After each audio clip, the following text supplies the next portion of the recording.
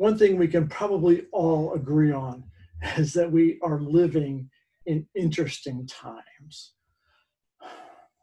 You just never know what's going to surprise us next, especially when it comes from the mainstream media or comedians, late night talk show hosts. Think about this.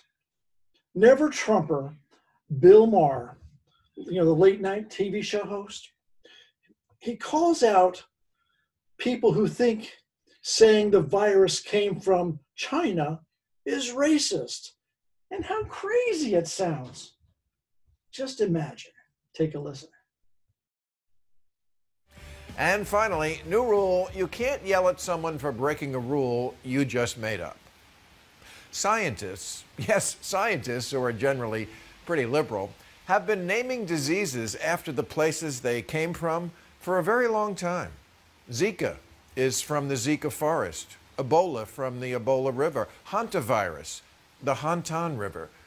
There's the West Nile virus and guinea worm and Rocky Mountain spotted fever, and of course, the Spanish flu. MERS stands for Middle Eastern Respiratory Syndrome. It's plastered all over airports and no one blogs about it. So why should China get a pass? Congressman Ted Lieu tweeted, "The virus is not constrained by country or race. Be just as stupid to call it the Milan virus." No, that would be way stupider because it didn't come from Milan. And if it did, I guarantee we'd be calling it the Milan virus. Can't we even have a pandemic without getting offended? When they named Lyme disease after a town in Connecticut, the locals didn't get all ticked off. ticked off.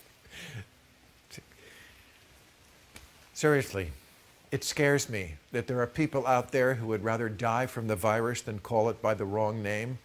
This isn't about vilifying a culture. This is about facts.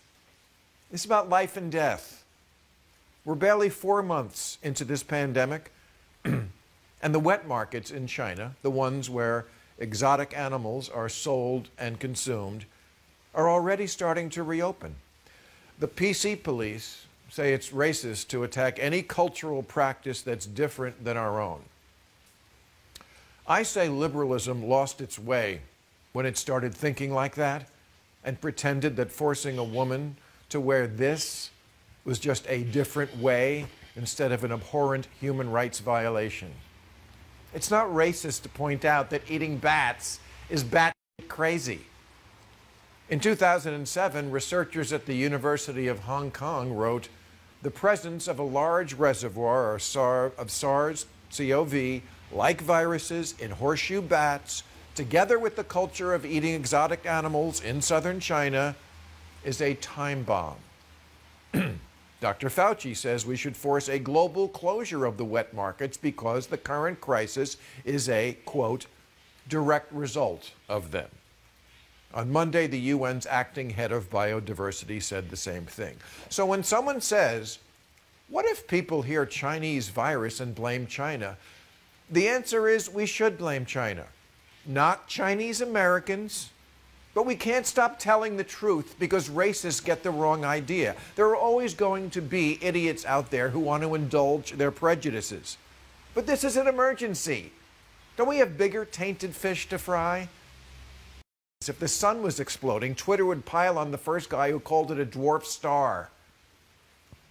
Sorry, Americans, we're going to have to ask you to keep two ideas in your head at the same time. This has nothing to do with Asian Americans, and it has everything to do with China. We can't afford the luxury anymore of non-judginess towards a country with habits that kill millions of people everywhere, because this isn't the first time.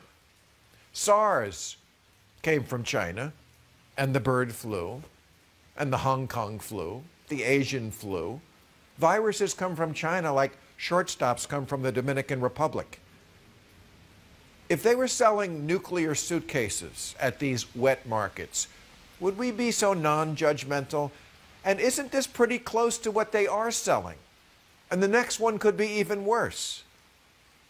If the Chinese military had purposefully infected this country with corona as a bioweapon, we'd be at war with them. We're always griping about how China manipulates their currency. Well, I'm no monetary expert, but I think you would agree this one hurt our economy a little more than the currency manipulation. And China can do this. China once built a 57-story skyscraper in 19 days. There's been a pothole on my street for 19 years. They're not like us. They can actually get it done.